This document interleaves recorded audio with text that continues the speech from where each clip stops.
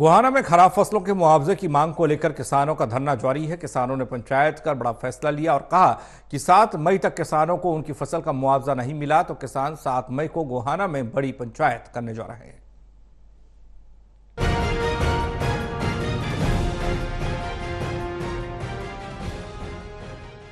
सोनीपत के किसान 2021 और 22 के रबी और खरीफ फसलों के नुकसान के मुआवजे के लिए गोहाना के लघु सचिवालय में धरना दे रहे हैं। धरने पर बैठे किसानों ने एक पंचायत कर आगामी रणनीति को तैयार किया है।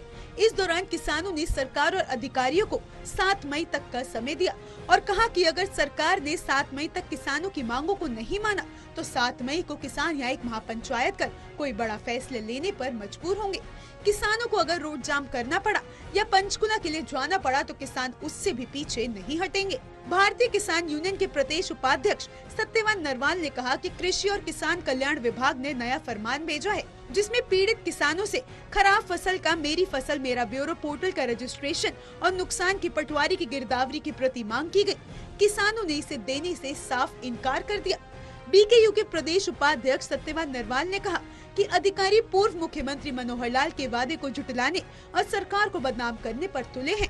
किसान रिलायंस बीमा कंपनी पर पहले दिन से ही गंभीर आरोप लगा रही है। लेकिन हमारी सरकार से अनुरोध है, हमारे प्रदेश के मुख्यमंत्री से भी और पूरा मुख्यमंत्री खट्टर साहब जिन्होंने वादा किया था उनसे भी अनुरोध है कि तुरंत इस बात का एक्शन ले, दोषियों के खिलाफ सख्त कार्रवाई हो और हमारे किसान भाइयों का तुरंत मुआवजा दिलवाया जाए। अगर ऐसा नहीं किया गया तो आज पंचायत में यह भी निर्णय लिया गया है कि आने वाली 7 तारीख को मंगलवार के दिन दोबारा से ये सभी किसान यहाँ आएंगे और मौके पर निर्णय लिया जाएगा। चाहे पंचकुला जाने का निर्णय लिया जाए, चाहे रोड जाम करने का निर्णय लिया जाए, कोई भी निर्णय लिया जा सकता है क्योंकि हम बहुत परेशान हो चुके हैं और हम सही हैं। सही होते हुए भी हमारा काम नहीं हो रहा तो हम सरकार से फिर क्या मानेंगे।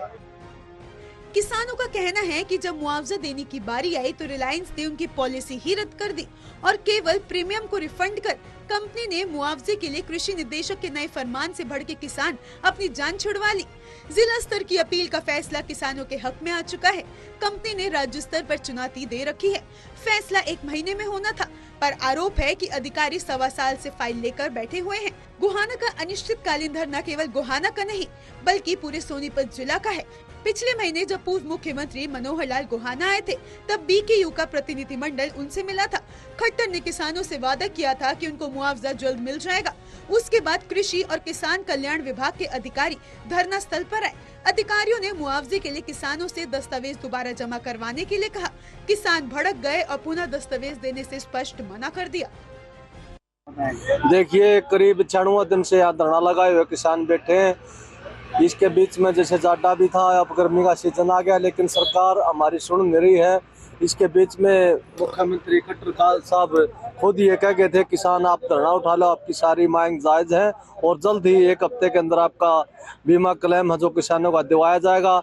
लेकिन कहीं न कहीं डायरेक्टर जो कृषि विभाग चंडीगढ़ है वो कहीं ना कहीं किसानों को उलझाने का काम कर रहा है, बार नई कंडीशन लगा रहा है और बीमा कंपनी से कहीं न कहीं बतला कर और किसानों को गुमराह कर रहा है। बहरहाल अब किसानों ने धरना स्थल पर एक मीटिंग कर आगामी रणनीति को तैयार कर सरकार को 7 मई तक का अल्टीमेटम दिया है।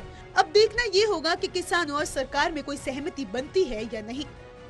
गोहाना से सुनील जिंदल की रिपोर्ट।